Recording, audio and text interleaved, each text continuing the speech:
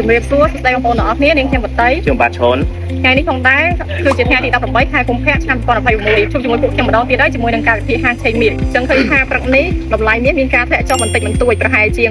3% ខណៈពេលដែលកិច្ចចរចារវាងសហរដ្ឋអាមេរិកជាមួយនឹងអ៊ឺរ៉ង់ជំរុញឲ្យ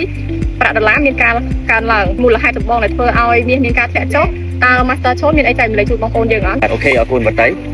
បាត់ឃើញថានៅក្នុងព្រឹកនេះគឺតម្លៃហាងឆេងមាសគឺមានការធ្លាក់ចុះខ្លាំងមែនទែនគឺដោយសារតែកត្តាព័ត៌មានបាទក្នុងព្រឹកនេះតម្លៃហាងឆេងមាសគឺបានធ្លាក់ចុះខ្លាំងមែនទែនតែច្រើនគឺដោយសារតែការកើនឡើងនៃប្រាក់ដុល្លារសហរដ្ឋអាមេរិករួមជាមួយនឹងអ្នកវិនិយោគមួយចំនួនដែលបានលក់មាសចាញ់ដើម្បីយកប្រាក់ចំណេញបន្ទាប់ពីតម្លៃហាងឆេងមាសបានឡើងដល់កម្រិតខ្ពស់ជាបន្តបន្ទាប់បាទមកមើលហេតុផលសំខាន់នៅក្នុងថ្ងៃនេះគឺប្រាក់ដុល្លារកាន់តែរឹងមាំប៉ះពាល់ដល់តម្លៃហាងឆេងមាសដែលធ្វើឲ្យ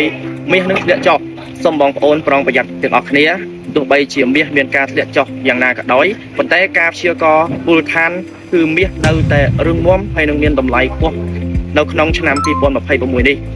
ការធ្លាក់ចុះនៃតម្លៃហាងឆេងមាសវាគ្រាន់តែជាការបំរែបំរួលរយៈពេលខ្លីតែប៉ុណ្ណោះអញ្ចឹងសូមបងប្អូន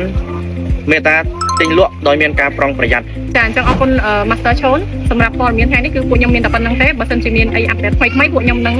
ធ្វើការអាប់ដេតជូននៅថ្ងៃបន្តទៀតសូមអរគុណសូមជម្រាបលា